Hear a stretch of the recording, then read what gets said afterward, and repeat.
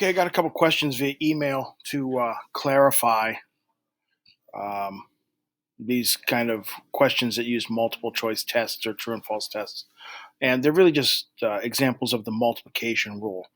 We use the multiplication rule anytime we have multiple events, multiple probability experiments occurring in a row, and we want to find out the probability of certain things happening all at the same time. So, very common example of this is a multiple choice test. So, I just made this example up really quick. We're going to say we have a multiple choice test that has 5 questions on it.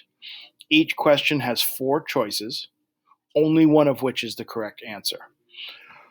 What's the probability of you randomly guessing? You have no idea what the answers are. You're going to randomly guess all 5 of them in a row, and you want them all to be correct. So, what we need to do is we need to recognize here is that with 5 questions, that means there are 5 probability experiments occurring. Okay, so we have question one, question two, question three, question four, and question five.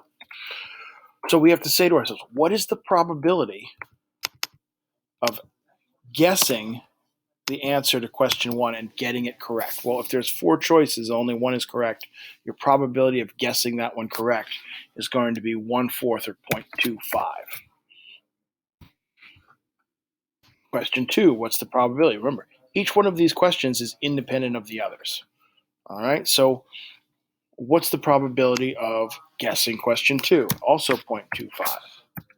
Question three, 1 out of 4, 0.25. Question four, 1 out of 4, 0.25.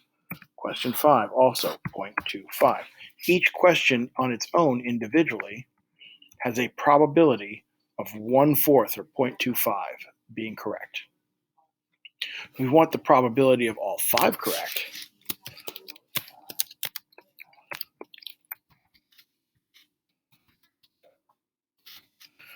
To get that answer, we're simply going to do the multiplication of all of these individual probabilities together.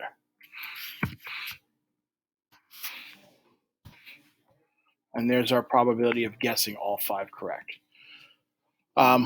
Smaller than most people realize. Most people wouldn't stop and think, hey, 5 questions, I'm guessing them all.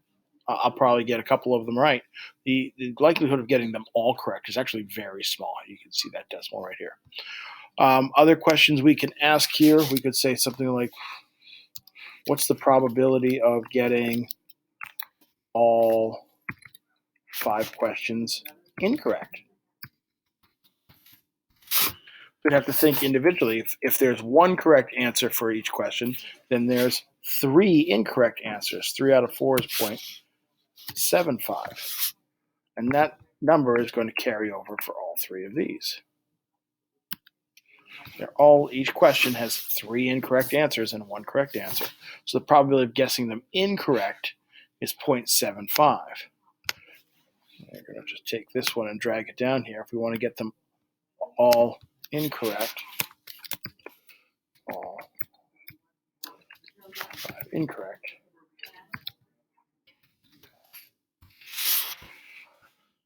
So you have a 24% chance of getting all 5 incorrect.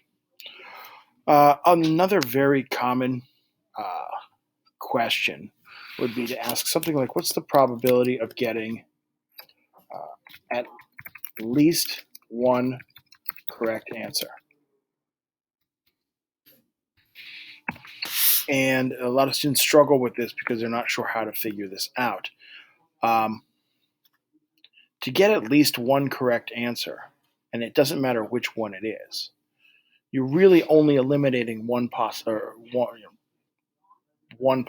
and that is all 5 incorrect. So if you get a question like this that says at least 1 correct answer, a lot of times the thing to consider is, okay, what's not acceptable in this circumstance? And if we want at least 1 correct answer, the only unacceptable outcome is that all 5 of them are correct. And since we calculated that probability here, to find the probability of at least one correct answer, we're just going to do 1 minus the probability of all 5 incorrect.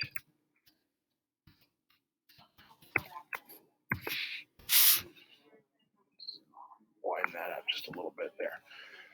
So we would just have to do equals, do 1 minus that 0.24, 0.2373. We'll go 4 decimal place that we had up there, and we get equals 1 minus this 0.76269. So keep that in mind when these questions are asked, when you get that at least one. A lot of times you've already calculated the complement to that somewhere else in the question, and you're just looking to do a 1 minus type of suggestion.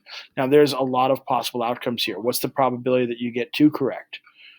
Well, that becomes a whole nother challenge, because if you get to a question that says, what's the probability of getting 2 correct answers, that doesn't identify which 2 it could be. So it could be the first 2, and it could be the last 2, and it could be the first one and the last one. So when we get to those problems, and that's going to be in chapter 4 when we talk about binomial probabilities, we have to not only consider the probability of getting 2 questions correct, we have to consider the number of ways that that can occur with 5 questions. So it becomes a more challenging problem, and we are going to take a look at that in chapter 4. But for right now, multiply the probability of success, or of your successful outcome, or whatever you're looking for, in each individual event, and that will give you the correct answer. So I hope that was helpful.